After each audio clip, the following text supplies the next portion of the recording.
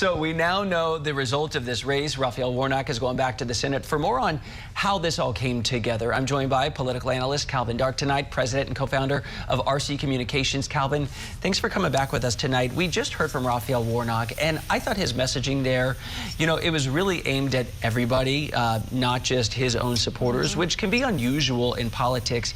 And he was very much a pastor. He said, I wrote this down, I'm going to walk with you.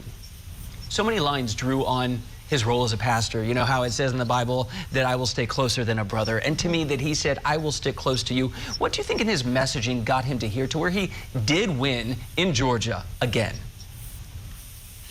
Well, you know, I grew up in a Baptist church, and so when he started, I had my little amen corner here as I listened to what he was saying.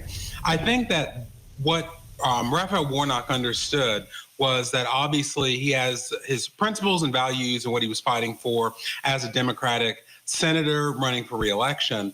But he also understood Georgia, and he understood that if a Democrat was going to win in Georgia, it had to be someone that could appeal to not just one part of the electorate. And I think he did it successfully. As I think he said, this is what, the 5th time that he's run in some way for this seat, and now he has it fully. So I think that's a winning message, obviously for Georgia, but it's a message for Democrats all over the country that it's all about the local politics, what works in the state or district that you're running in.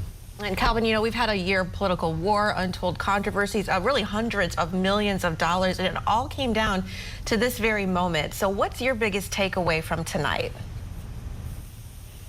Well, you know, I think that there are two, and it's funny that I think this bodes for the two people who weren't in the race. I think for former President Trump, I'm very interested to see how Republicans are going to respond tomorrow, because this doesn't bode well for his results for the midterm elections.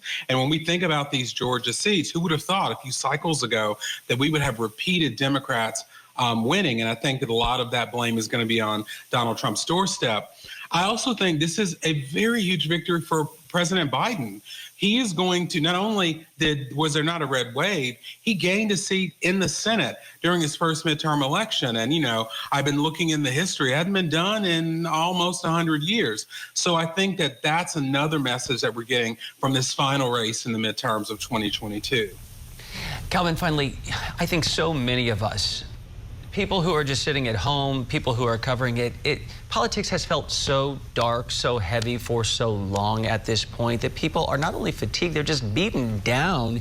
Do you think that this speech, you know, there was substance to it and there were some serious moments, but that we could be heading in a direction where we actually are, that we can be a little more positive and know, yeah, we're on opposite teams, but we're Americans? I wake up every day hoping that we can do that. Let me tell you, if you want to see optimism, elect a Baptist preacher. You heard that tonight in Raphael Warnock. I don't know if that's going to really permeate our politics throughout the whole country. I hope it does. And hey, look, there's no better way to end an election night with that optimism that it can get better. So I hope we do. And by the way, Herschel Walker, he said the same thing. Let's all stay together. Don't be divided, that we can do this. And to hear that from both candidates, it does kind of encouraging. Give you hope. Exactly. Yeah. Well, Calvin Black, and he conceded, which is what people should do no matter who wins or loses. So that's great as well. Absolutely.